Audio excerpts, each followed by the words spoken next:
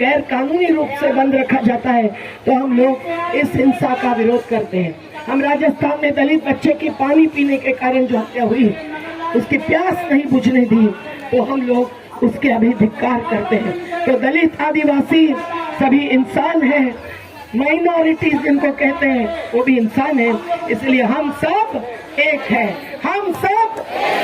तो ये एकता के साथ आज यहाँ जुटे हुए लोग, आज राजनीतिक दलों के बहुत वरिष्ठ साथी यहाँ आए हैं, उनको सुनेंगे और हम लोगों के सभी मुद्दे जो सुबह से आपने रखे हैं उनको एकत्रित करके हमारा जो संकल्प पत्र है वो आपके हाथ में हम दे चुके हैं।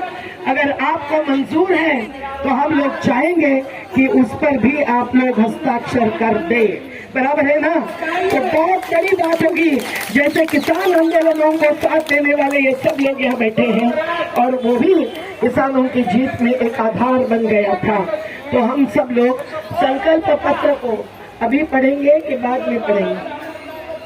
बाद में आंदोलन चलाते हैं तो हम चुनाव ही केवल नहीं, चुनौती लेने वाले लोग हैं और चुनाव में उतरकर अपना अपना अवकाश पाने वाले जो नेतागण यहाँ आए हैं उनको हमारा यही सवाल है कि आप क्या चाहते हैं? क्या आप सब लोग समन्वय के साथ जो नफरत फैलाने वाले, जो संविधान कुचलने वाले हैं उनको चुनौती दे पाएंगे? कि आपके बीच में भी मनमुटाव है, हम इंसानों के बीच का मनमुटाव मिटाने का तो ज्यादा ख्वाहिश और विश्वास रखते हैं, पर राजनीतिक दलों के बीच का मनमुटाव और दूरियां हम कैसे निपट सकेंगे ये हम नहीं जानते हैं। हम अपेक्षा करते हैं कि आप ही इस बात को स्पष्ट करें। और जब ईवीएम की मशीन हो, पैसा है इलेक्टोरल बॉन्ड से आया हुआ, मीडिया हो या माफिया हो, ये सब चुनाव पर असर डाल रहे हैं, तो उसके बारे में भी आपका क्या कहना है, आपकी क्या भूमिका है, ये हम जानना चाहते हैं। आपकी क्या भूमिका है औद्योगिकरण के बारे में, ये तो मैंने पूछा ही, पर आपकी क्या भूमिका है निजीकरण, वैश्वीकरण और उदारीकरण की पूरी अर्थनीति के बारे में, ये भी हम जानना चाहते हैं। क्योंकि माफ करना, अलग अलग पार्टियों के सामने हमको लड़ना पड़ता है। जो पार्टी जहां सत्ता में आती है वो अगर अडानी के साथ हाथ मिलाव करती है तो हमको सामने खड़े रहने बिना कोई रास्ता नहीं रहता। राहुल गांधी जी की यात्रा को हमने समर्थन दिया क्योंकि नफरत छोड़े तो ही भारत जोड़ सकेंगे, ये हम जानते हैं। लेकिन राहुल जी ने भी हमारी चर्चा में साफ कहा कि यात्रा से तो जादू नहीं होने वाली है, और अगर हम लोग कम पड़ गए, अगर हमारी गलती हुई तो आप जैसे लोग ही सामने खड़े होंगे, ये भी मैं जानता हूँ। हमने कहा बिल्कुल बिल्कुल, हमारी यही बात है कि जहाँ अन्याय होगा, जहाँ अत्याचार होगा, वहाँ हम खड़े होंगे। अगर बिल्किस बानो के माँ पर बलात्कार, खुद पर बलात्कार, 3 साल के बच्चे को घाट के मारना और 13 लोगों की परिवार में हत्या होती है और फिर भी अपराधियों को छोड़ा जाता है, और जो सामाजिक कार्यकर्ता है मंगलम बिरला के कारण आज बेरोजगार किए गए हो, फर्जीवाड़े के साथ, निजीकरण के साथ जो रोजगार खत्म करते हैं, उन मालिकों के, उन पूंजीपतियों के सामने लड़ने वाले लोग भी यहाँ आए हैं।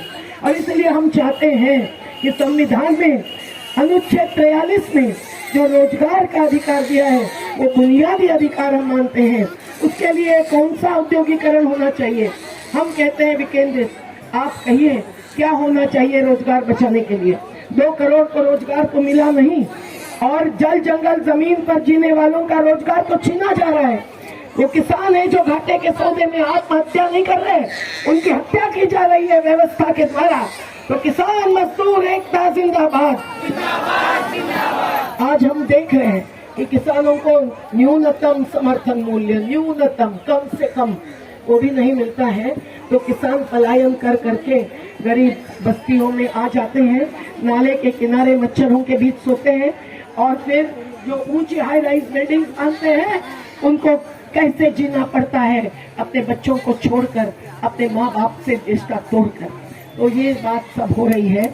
ऐसी स्थिति में जल जंगल जमीन बचाने की जब बात है तो उसके लिए लड़ने वाले उड़ीसा के नियमगिरी आंदोलन के आप भी कहिए कि क्या संविधान बच सकता है या नहीं, और बच सकता है तो कैसे।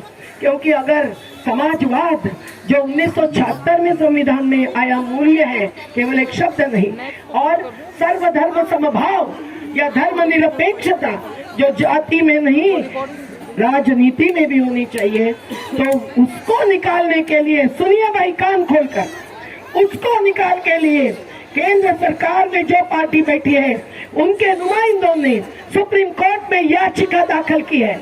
तो मीडिया वाले जब पूछते हैं कि संविधान कैसे खतरे में है, हमको कुछ कहने की जरूरत नहीं होती है। तो ये संविधान खतरे में है, पर आज खतरा भुगत रहे हैं लोग, हमारी बहनें, हमारे किसान, हमारे मजदूर जो कल कारखानों में काम करते हैं। यादव जी के साथी हैं और योगेंद्र यादव जी कश्मीर पहुंचे हैं, अजीत झा पदाधिकारी के रूप में यहाँ पधारे हैं, तालियां हो जाए। हमारे बीच में एनी राजा जो वैसे देखे तो महिला संग्राम की नेता है, लेकिन आज वो भारतीय कम्युनिस्ट पार्टी की प्रतिनिधि बनकर आई है। नहीं तो महिलाओं को अवकाश मिलना चाहिए, इसके लिए एनी और हमको किसान आंदोलन में भी लड़ना पड़ा है। पर आज महिला शक्ति आई है, महिला शक्ति आई है, नई रोशनी। और नारी के सहभाग बिना हर बदलाव अधूरा है, नारी के सहभाग बिना। हमारे बीच में सिस्टर स्नेहा आई है जो बहुजन समाज पार्टी की तरफ से है, स्वागत करें।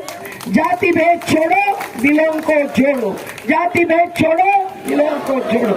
हमारे बंबई के हो या सीतापुर के हो या मनरेगा यूनियन की वाराणसी की हो, जो महिलाएं आई है वो महिला के दिल में जो मातृत्व है, उस मातृत्व के आधार पर कर्तृत्व दिखाते हुए आज सिस्टर स्नेहा को भी अभिवादन करते हैं। और हमारे बीच में सांसद महोदय तृणमूल कांग्रेस के मोहम्मद नदीमुल हक जी आए हैं, जोरदार तालियों के साथ उनका भी स्वागत करें। और भी कुछ राजनेता यहाँ पधारेंगे शायद, लेकिन आपके सामने जो बातें रखी हैं वो हम लोग उनके सामने थोड़ी से रखने की चाहत रखते हैं। आप मंजूर करते हैं? शांति से सुनेंगे आखिर तक, कोई बीच में उठेगा नहीं, बराबर है? हाथ उठेगा जरूर। आई है जो किसान युवा नेता भी रही है पर चुनाव भी लड़ी है, और कांग्रेस के बहुत सारे लोग कश्मीर में उड़ गए हैं, इसलिए आज वो धरातल की नेता यहाँ पधारी है। हमारे बीच में तेजिंदर विर्क आए हैं जो समाजवादी पार्टी के प्रतिनिधि है।